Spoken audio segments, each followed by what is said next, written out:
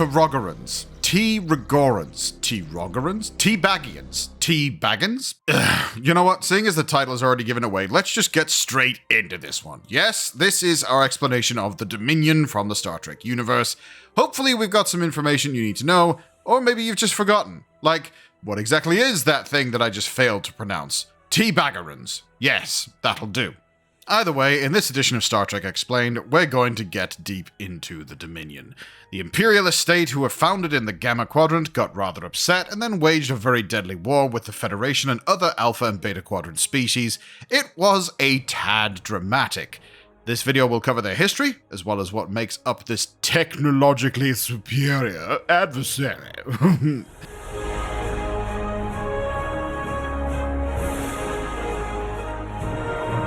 Welcome to Trek Central, Lords, Ladies, and Sovereigns. I'm your host, Lieutenant Commander Adam, and I'm never going to do that voice again. Before we warp into the video, if you want to keep up to date on all the latest Star Trek news, lore, and more, then make sure you hit that subscribe button and never miss a video from the team here at Trek Central. And of course, you can also follow us on social media for daily updates on the Star Trek universe. And just like last time, we're still stretching the new frontier. If you like these videos, consider hitting the join button down below and support Trek Central directly. Becoming a YouTube member means you get early access to these videos because you're a Galaxy-class Trekkie. However, you can also get to suggest video topics directly to us. Each month, we pick a suggestion from our members and turn it into a full video, which sounds great, right? So make it so. Hit that join button today. All right, video time. Engage Dominion. It's a collective term for a number of races designed to be completely anti-Federation, and it is a major imperialist interstellar state and military superpower comprised of hundreds of dominated species, founded and commanded by the aptly named Founders a long time ago in a Gamma Quadrant far, far away. Oh, wait, no, sorry.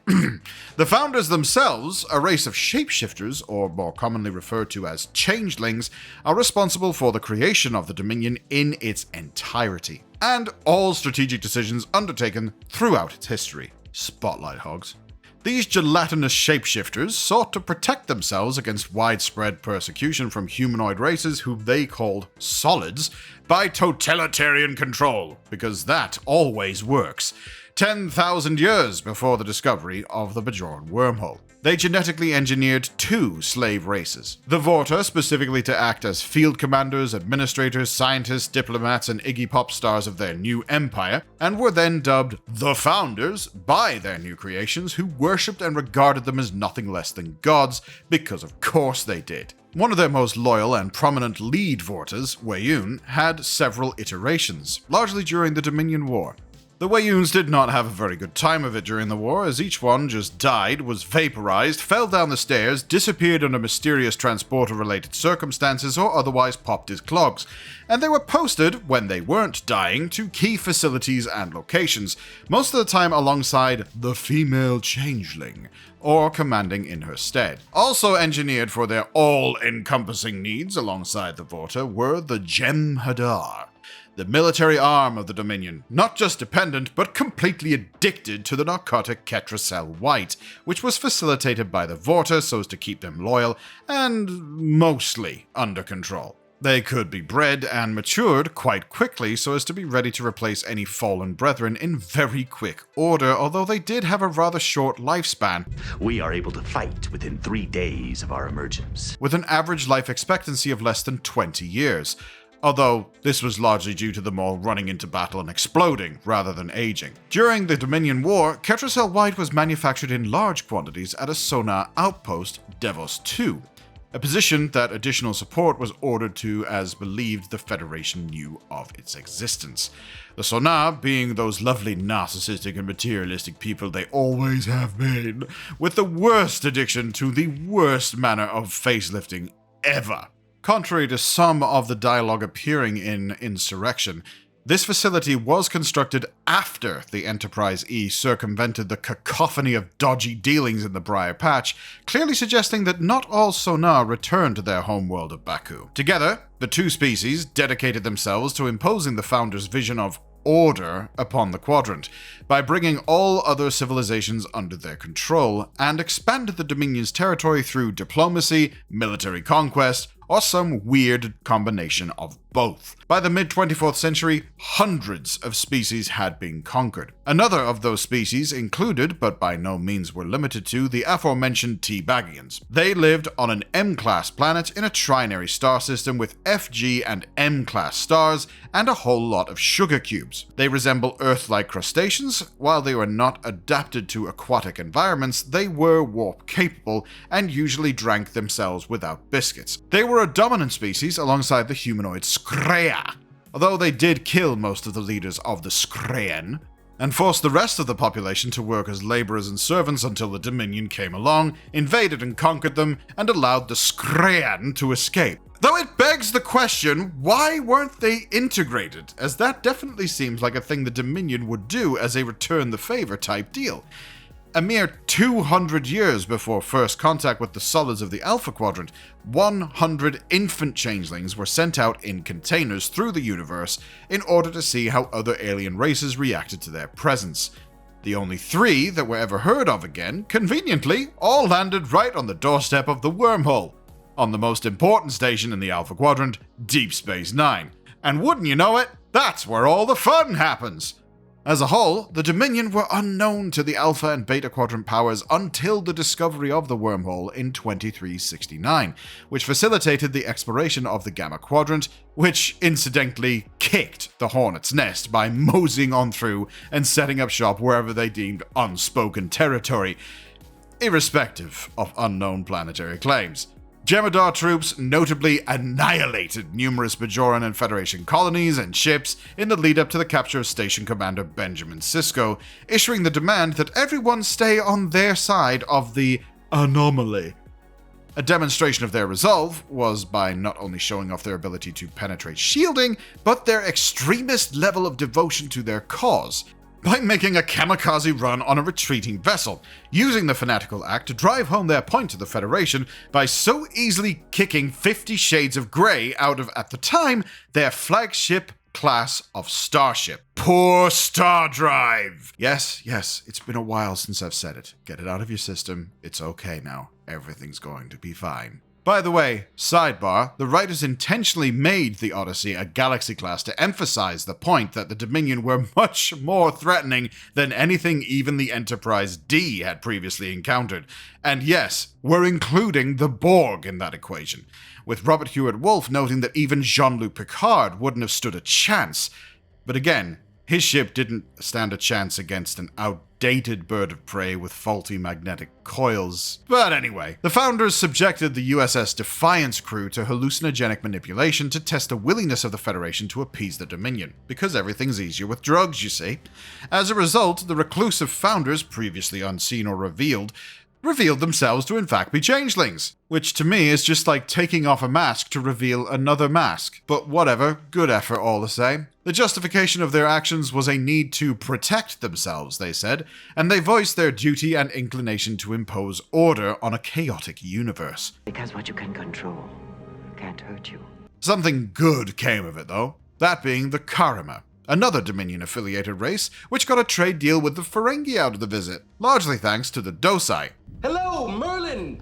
Oh yes, Merlin! No, not the Stargate ones, another member of the Dominion who put the two in touch. Some years later though, due to some dodgy dealings with one in particular, Quark, of course, whose franchise was so successful due to the Quark 2000 Advanced Replicator, which incorporated stolen Karima tech, awarded them 76 of the franchise profits ongoing. In hindsight, he probably wished he just littered on the promenade. But you so much as litter on the promenade, and I will nail you to the wall. With the heightened Dominion threat, numerous powers acted with increased preparations and paranoia, with the Romulans' expression to forcibly collapse the wormhole. Despite them warning the Federation, they continued to chart the Gamma Quadrant, thus driving the Founders to begin infiltrating the Alpha Quadrant in return, wreaking havoc on Earth itself, causing Starfleet to impose a temporary martial law planetside. With intense manipulation, the Founders were able to completely crush an attempt to cripple the Dominion by a combined fleet of the Obsidian Order and Tal Shiar, in an ambush while they assaulted an abandoned planet believed to have been the supposed Founder homeworld.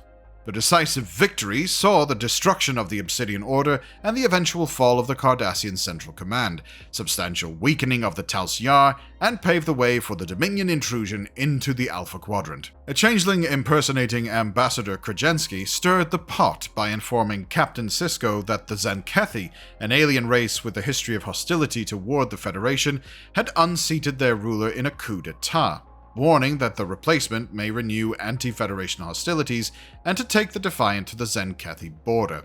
The Impostador, T-Baggerin Krajewski, sabotaged the Defiant with the intent to instigate a war between the Federation and Xenkethi. While the mission failed to spark a war, the Founder was confronted by Odo, the Dominion Rejector. He was able to get information that Krajewski was replaced by the Changeling Imposter before ever arriving at DS9, and the report of a coup on Xenketh was, of course, false. The entire affair was a plot to destabilize the Alpha Quadrant. You're too late. We are everywhere. Not all was bad for their efforts, though, as the Klingons accused the Cardassian Union of being under control of the Founders, and the Quadrant was plunged into conflict after the Federation condemned the Klingons for their attack on Cardassia, and thus Gowron banished all Federation citizens from Klingon-occupied space, recalled their ambassadors, and withdrew from the Khitomer Accords. How was this not bad again? This was all thanks to yet another of the changelings posing as General Martok, but the division of Federation and Klingon factions was short-lived.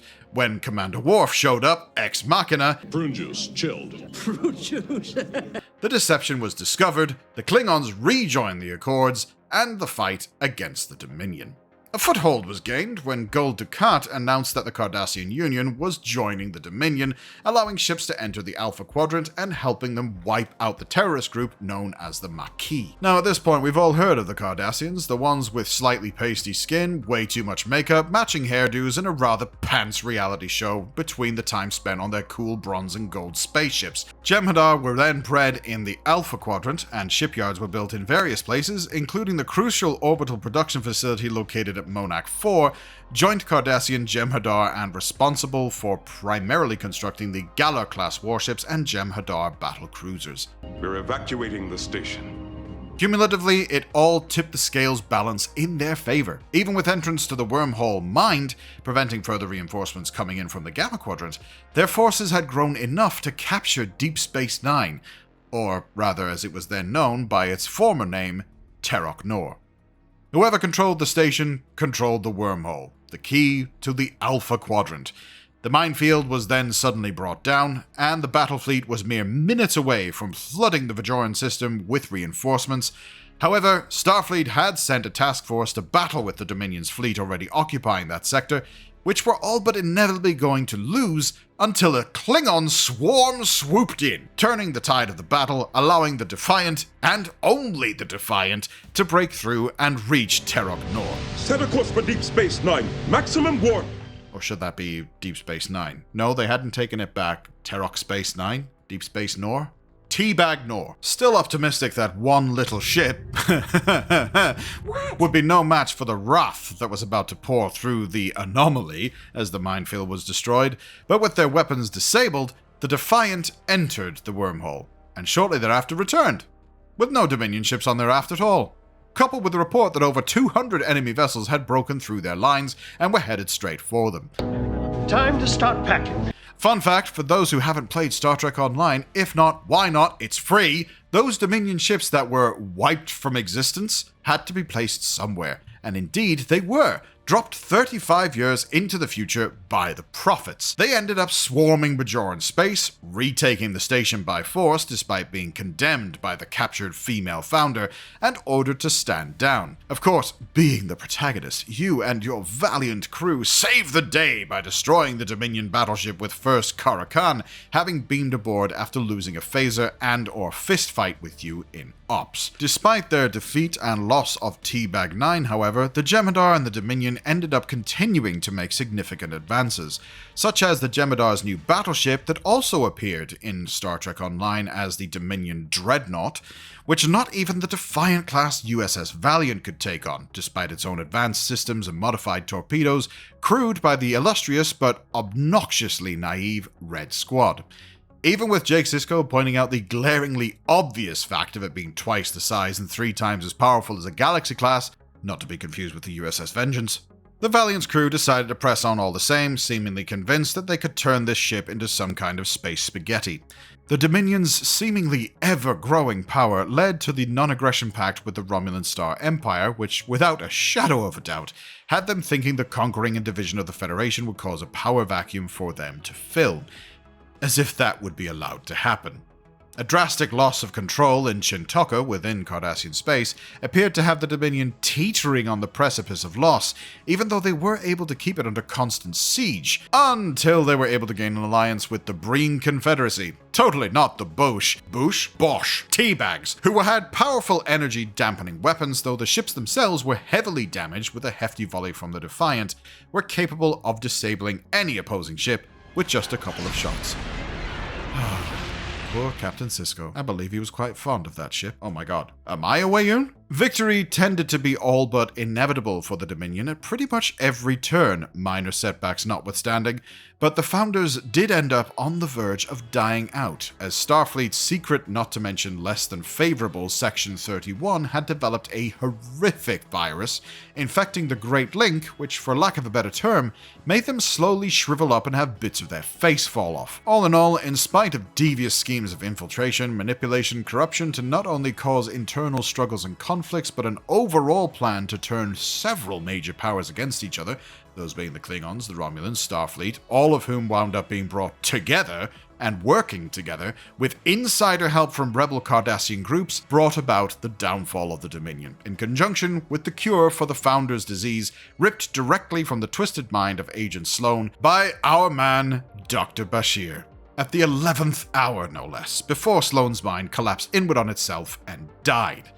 With no ship, no tricorder, and for all intents and purposes, the Earth was saved with 2 seconds to spare. Who demand? Well, I'm never saying that one again. Regardless of the ceasefires agreed upon by the Founders, an effective end to the Dominion War, the use of the virus created a faction of zealots in the process. The torture and experiments that some of the changelings captured during the events of the war had to endure only made them stronger, better, and even more virtually undetectable from the real thing that they chose to take the form of. They teamed up with yet another superpower that had also been left diseased and dying by Starfleet, the Borg. Namely, the Queen, who somehow managed to survive direct contact with a nanovirus she assimilated from Admiral Janeway and the destruction of her unicomplex. Well, you could argue that there are several queens across the hive mind, or when one dies another is created, born, assembled, whatever, to take their place, and as such share all the same memories and experiences. Honestly, we still don't know for sure. With the rebel faction of changelings' ability to take on anyone, purely on sight alone, Starfleet was infiltrated at the highest levels,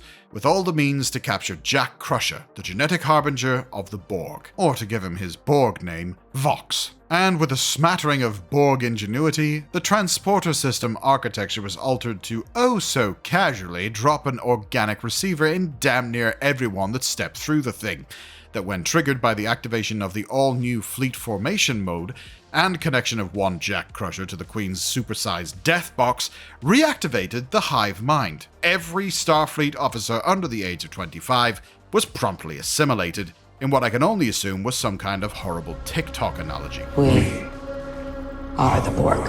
It is horrifying to think of what a match these two most powerful and bordering on impervious to death components were like in this situation. One so clever in the art of deception and misinformation, the other to assimilate so quickly and effortlessly. It truly was a match made in the dark and terrifying corners of the galaxy, or in this case the gases of Jupiter, and it had the essence of Starfleet literally within their new Dominion collective. And their ships were already linked and holy laser showing the crap out of Earth space dock. We did a video about that was narrated by an extraordinarily gifted individual indeed. You should check it out. Check them all out. Subscribe. Join us. Be a member. But of course, in the ultimate crossover event of our generations, do you see what I did there? Goodies from 4 crews in the 4 series of the era, of whom have had a hand in stopping them previously, triumphantly kicked both of them to the void. Well, torpedoed the crap out of one of them and blew the other out an emergency escape hatch. And with a Marvel team up like that, you almost expect someone was going to take one for the team.